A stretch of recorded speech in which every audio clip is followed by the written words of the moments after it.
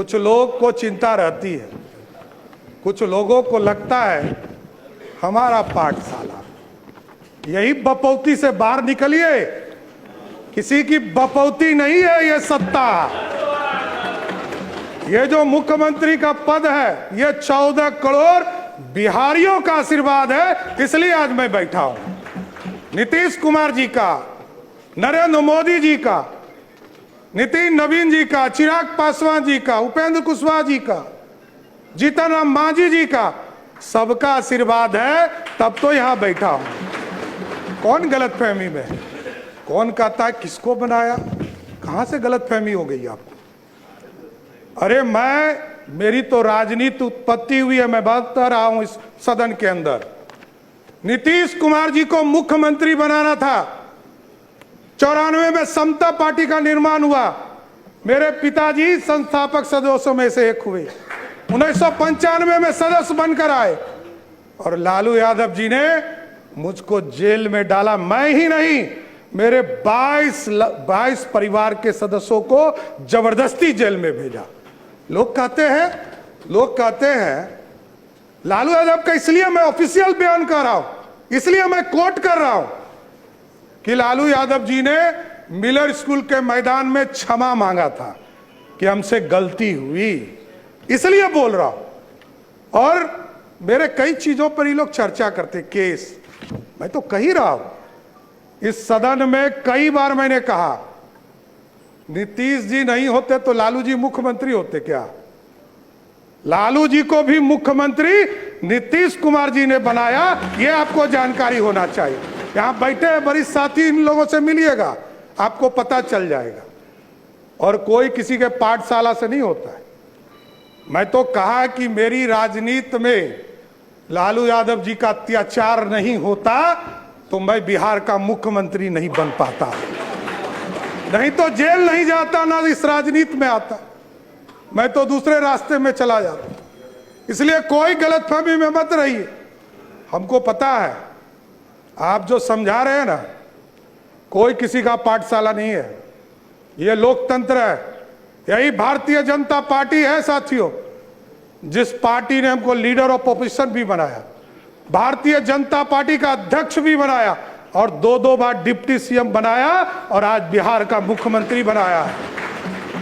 किस गलतफहमी में आप हैं? सबको, पूरी पार्टी एक है, कोई गलतफहमी में मत रहिएगा। न्यूज चलाने वाले चलाते रहेंगे, आप कंफ्यूजन में रहिएगा। हम सब एक हैं और पूरा एनडीए कुनबा एक साथ मिलकर सिर्फ और सिर्फ बिहार के विकास का काम करने का काम करेगा सब। और हम लोग को पता है, कई लोग कहते हैं, बहुत चर्चा चल रही है, मैंने देखा सोशल मीडिया, नए नए मीडिया के रूप आए, मैं खुद भी नहीं समझ पाता हूं। मैं यदि माइनर होता 1995 में तो मेरे को जेल में रखता क्या, बाल सुधार गृह में रखता। 1995 में मैं जेल में रहा और ये सारे मामले कोई नया नहीं है। मैं लोअर कोर्ट लड़ा हूं, हाई कोर्ट लड़ा हूं, सुप्रीम कोर्ट लड़ा हूं, सब बार लड़कर जीतकर यहां बैठा हूं, कहीं कहीं दिक्कत नहीं। जो आदेश सुप्रीम कोर्ट का होता है, न्यायालय का होता है, वही करता हूं। और डिग्री में आप भाई पीछे छूट गए। मैं तो यूजीसी हो या यूनिवर्सिटी का मान्यता हो, जब तक उसका प्रमाणित नहीं किया गया तब तक मैं एफिडेविट में अपना, और इसके लिए भी अब चर्चा होगी कि एफिडेविट हाफिडेविट आप कह रहे हैं। अरे भैया, ये बिहार के लोग अब ये बोल रहे हैं कि 3 बार आपका शब्द बदल गया। अरे भाई, मैं 6ठी बार मंत्री के दर्जे में हूं, मुख्यमंत्री हूं। 1999 में पहली बार मंत्री बना, 27 साल हो गए। जितने समय के बाद तो लोग राजनीति छोड़ देते हैं।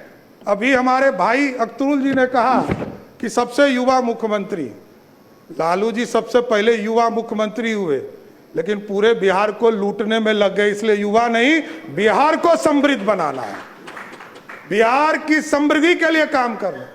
बिहार में नीतीश कुमार जी और प्रधानमंत्री जी ने जो संकल्प लिया है, 1 करोड़ लोगों को सरकारी नौकरी और रोजगार देना है, इस वादे पर काम करना है।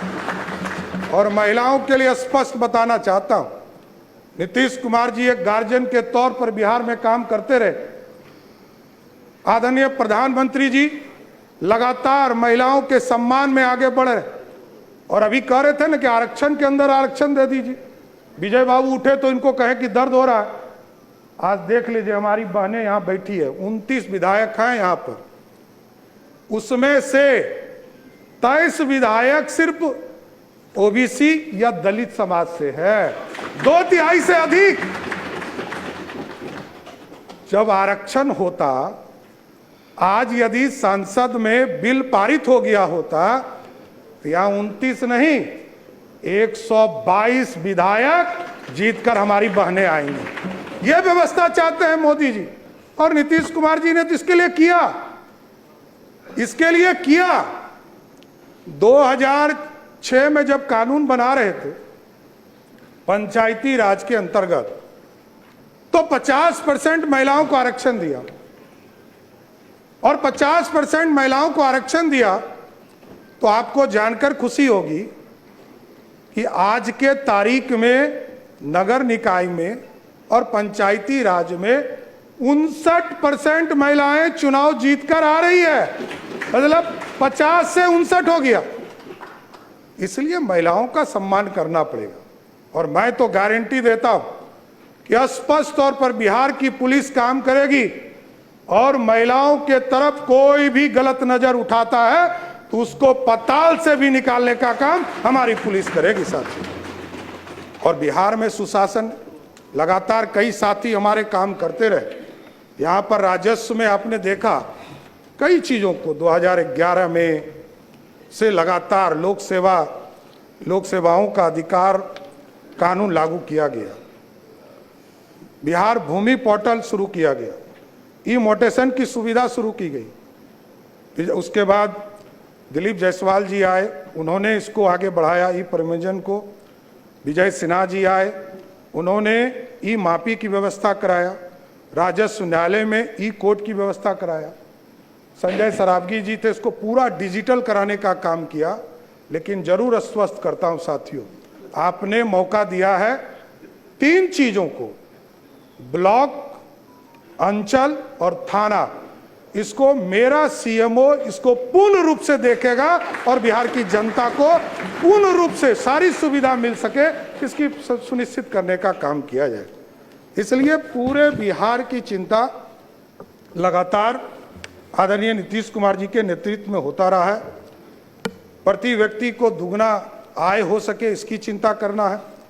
तेजी से औद्योगिक विकास हो सके, इंडस्ट्री को आगे बढ़ा सके। और आपको जानकर खुशी होगी, लोग कहते हैं कि इन्वेस्टमेंट कहाँ है। मैं बताना चाहता हूँ, 2024 के 28 जनवरी को हम लोगों ने ओथ लिया आदरणीय मुख्यमंत्री नीतीश कुमार जी के साथ। मैं फाइनेंस डिपार्टमेंट में काम कर रहा था। हमें यह ज्ञात होते रहा कि कई चीजें बिहार की जनता को हम बता नहीं पाए, और आपको जानकर खुशी होगी कि पिछले 2 साल में बिहार में 1,36,000 करोड़ का प्राइवेट इन्वेस्टमेंट सिर्फ बिहार में कराने का काम किया गया, और इसको टारगेट लिया है हम लोगों ने कहा है कि अगले 1 साल में, जब 1 साल पूरा हो, तो बिहार की जनता को प्राइवेट इन्वेस्टमेंट के सेक्टर में लगभग 5 लाख करोड़ रुपए का इन्वेस्टमेंट सिर्फ बिहार में हो, इसकी चिंता करनी है। और ठीक है, तेजस्वी जी ने अच्छा कहा कि हम समर्थन करेंगे, अच्छे विषयों पर आएंगे, तो जरूर देखता हूं समर्थन मिले, बिहार की चिंता हो, यह जरूर हम लोग समर्थन चाहेंगे। मुख्यमंत्री जब थे नीतीश कुमार जी, मैं 3 यात्रा उनके साथ किया साथियों। प्रगति यात्रा, उसके बाद एनडीए के चुनाव के पहले हम लोग यात्रा में गए, आदरणीय नीतीश कुमार जी के साथ मैं यात्रा में रहा। और जब समृद्धि यात्रा, जब वो राज्यसभा के सदस्य के नॉमिनेशन कर लिया उन्होंने, और जब निर्वाचित भी हो गए, तो उन्होंने कहा कि बिहार की जनता के बीच में हम जाएंगे। उन्होंने आशीर्वाद दिया था उसके बीच में जाकर, और तब उन्होंने कहना शुरू किया कि यही लोग बिहार देखेंगे। हम लोगों को कहा कि आप लोगों को बिहार देखना है, मैं दिल्ली रहूंगा, दिल्ली से बिहार का हक बिहार को दिलाने का काम करूंगा सर। और नीतीश कुमार जी को कौन हटा सकता है? कोई गलतफहमी में मत रहिए। नीतीश कुमार जी को कभी कोई ना राजनीति से हटा सकते हैं ना कोई दिल से हटा सकते, क्योंकि नीतीश कुमार जी इच्छा शक्ति वाले नेता हैं। हम लोग सोचते थे कि कैसे ये डिसीजन ले रहे हैं, मैं उनका सेकेंड नंबर था, मैं जान रहा था। पार्टी ने उस समय हमको नहीं कहा था कि हम मुख्यमंत्री होंगे, पार्टी ने जब निर्णय लिया तब मुझे पता चला। लेकिन वो जब कहते थे कि आप लोग को संभालना है बिहार, हम लोग को आश्चर्य लगता था कि जो व्यक्ति 20 साल से मुख्यमंत्री है और लगभग 50 साल से राजनीति में सार्वजनिक जीवन में जी रहे हैं, ये सत्ता छोड़ रहे हैं। और कई बार यहाँ पर कई कैबिनेट के साथी हैं हमारे, आप पूछिएगा अकेले में, सबको लगता था जब वो लास्ट कैबिनेट कर रहे थे और कहे कि हम इस्तीफा देने जा रहे हैं, तो सबको लगा कि ये क्या हो रहा है। लेकिन ये नीतीश कुमार जी की इच्छा शक्ति थी कि आज सम्राट चौधरी बिहार का मुख्यमंत्री है, इससे मैं कभी डिफर नहीं करता हूं सर। इसलिए साथियों, लगातार बिहार के विकास के लिए ही काम करना है, हमारे पास कोई दूसरा काम नहीं है। बिहार के विकास की बिहार की समृद्धि के लिए काम करना, स्वास्थ्य व्यवस्था को और मजबूत करना है। कई लोगों ने काम किया इसके ऊपर, नीचे ब्लॉक से लेकर ब्लॉक, अनुमंडल, जिले में कैसे लोग वहां से ट्रांसफर करने की व्यवस्था को समाप्त करना है, वहीं लोग रहे, यहां आने की जरूरत नहीं है। यहां तो पीएमसीएच पूरे प्रदेश से रिसर्च के साथ साथ यहां पर इलाज करने का काम किया जाता है। लेकिन ऐसी व्यवस्था करनी है कि जिले में यदि कोई बीमार पड़े तो अगले 2-3 दिनों तक जिले में ही रहकर उसका इलाज हो सके। साथियों, यह व्यवस्था खड़ा करना। और अभी हम लोग जुलाई के माह में सभी प्रदेशों में, सभी प्रखंडों में यह निर्णय था हम लोगों का कि हम लोग जब चुनाव में जा रहे थे, एनडीए के घोषणा पत्र में हम लोगों ने तय किया था कि उस शिक्षा को बढ़ाने के लिए हम लोग सभी प्रखंडों में एक डिग्री कॉलेज खोलेंगे। जो 208 डिग्री कॉलेज बिहार सरकार ने तय कर दिया है और 1 जुलाई के बाद किसी दिन भी उसको चालू करने का काम बिहार की सरकार करेगी। सर, किसानों के आय के लिए लगातार कृषि रोड मैप 1, 2, 3 लगातार इसकी बैठकें चलती रही। और आज मैं बताते हुए खुशी हो रहा है कि जिस बिहार में लोग पानी से डरते थे, लोग कोसी से डरते थे, अभी बीच के कालखंड में जब दिल्ली में सांसदों के लिए नया भवन बन रहा था तो मैंने एक नाम प्रस्ताव किया, कोसी। तो लोगों ने गूगल पे सर्च किया तो कहा कि ये तो अभिशाप है। हमने कहा कि अब अभिशाप नहीं है। इसलिए नहीं है कि जिस बिहार, उत्तर बिहार में बिहार के लिए कृषि योग्य जमीन 10 लाख हेक्टेयर जमीन था, आज उसी कोसी और कई नदियों को, इसके पानी को कंट्रोल करके आज लगभग 22 लाख हेक्टेयर जमीन कृषि योग्य हो गया, जो दुगना है। इसलिए अब कोसी अभिशाप नहीं है, कोसी को वरदान बनाना है और कोसी वरदान बन रहा है धीरे। और 2024 में आपने देखा कि अभी तक का सबसे अधिक पानी कोसी में नेपाल के तराई से आया और पूरी तरह बिहार में मात्र 156 गांव में जो रिवर साइड थे उसमें सिर्फ पानी आया। 6.5 लाख क्यूसेक पानी छोड़े गए, 6,48,000 क्यूसेक पानी छोड़े गए, जबकि उसकी कैपेसिटी ही उस बांध की 6,52,000 क्यूसेक पानी था। इसके बावजूद पूरा नॉर्थ बिहार बचा और बिहार ने देखा है 2008-9 में किस तरह पूरा कोसी समाप्त हो गया था, चाहे वो पूर्णिया का इलाका हो, उसमें पानी बाढ़ की स्थिति हो गई। इसलिए ये संरचना बदल रही है, लेकिन और इसको अच्छा करना है, क्योंकि वाटरवेज सबसे सस्ता है। 1 रुपया 30 पैसे के रेट से सबसे सस्ता वाटरवेज के माध्यम से ट्रांसपोर्टेशन है। रोडवेज उससे महंगा है, रेलवेज उससे महंगा है, उससे महंगा रोडवेज है और फिर एयर ट्रैफिक है। तो कई चीजें हैं जिसको करना है। और अभी तो आदरणीय प्रधानमंत्री जी और आदरणीय नीतीश कुमार जी के सहयोग से बिहार में आप देख रहे होंगे एयरपोर्ट लगातार बनाने का काम शुरू कर दिया। आप देखिए किशनगंज जो हमारा टेल पॉइंट है वहां भी एयरपोर्ट की कल्पना की जा रही। पूर्णिया एयरपोर्ट चालू हो गया, फारबिसगंज में एयरपोर्ट की कल्पना की जा रही, सहरसा में एयरपोर्ट की कल्पना की जा रही है, उसका भी टेंडर निकल गया, बीरपुर का टेंडर निकल गया, दरभंगा में हमारा एयरपोर्ट बनकर तैयार हो गया और चालू है, और अगले 6 महीना में नया बिल्डिंग टर्मिनल भी चालू हो जाएगा। उसके बाद वो एयरपोर्ट बिना आश्वासन की अनुमति के नेता प्रतिपक्ष बैठ गए। मैं तेजस्वी जी बिना मैं बताऊंगा इस बिना पर भी आश्वासन की चर्चा अनुमति होगी। खड़े रहूं, उस पर बिना भी आश्वासन की अनुमति खड़े रहूं। उस पर भी चर्चा होगी, वो बताया जाए। अभी तो हर जिले में, अभी तो हमारी सरकार ने तय किया है, अभी तो